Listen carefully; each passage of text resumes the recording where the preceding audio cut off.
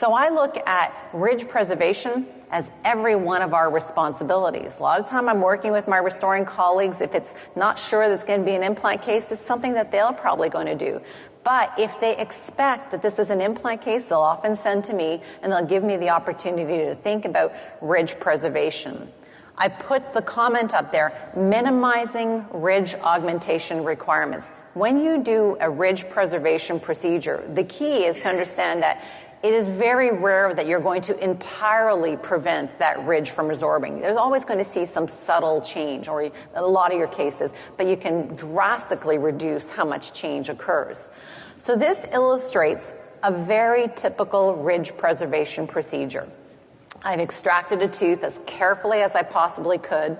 And on your upper left image, you can see there's a little membrane sticking in that socket. And that's actually a socket repair membrane from Zimmer. This particular membrane, why have I put it there, is because I either had a facial bone dehiscence or fenestration, or maybe we damaged it on removing the bone, the tooth in that area.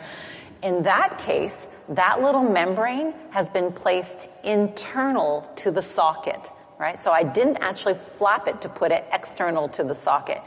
If the facial bone is really damaged, I'm going to tunnel, I'm going to create a little flap pouch, and I'm going to place the membrane external to the socket. But otherwise, I place it internally in order to minimize disrupting the blood supply to the flap.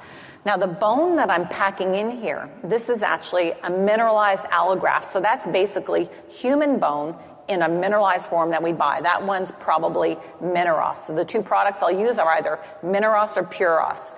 And basically, I pack it quite densely. And I bring it right, to the level of the surrounding bone peaks. And then because I have a little membrane there, I flip the membrane over, like you see on the left side image, and it will act to seal or hold my bone graft product in place. And then there'll be a stitch over that, and that's pretty much it. It's a simple ridge preservation treatment. Where I don't need a membrane, so let's say the facial bone plate's totally intact, well then I just pack my bone in, and what I'm doing on the right side image is illustrating that I'll take something like a socket plug. This is a Zimmer socket plug. I cut it into little discs, put the plug over it, and then I suture on top of that to hold it in place. So it's one or the other.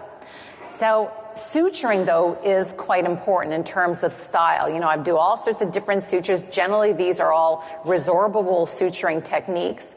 And we'll come back to it in a moment.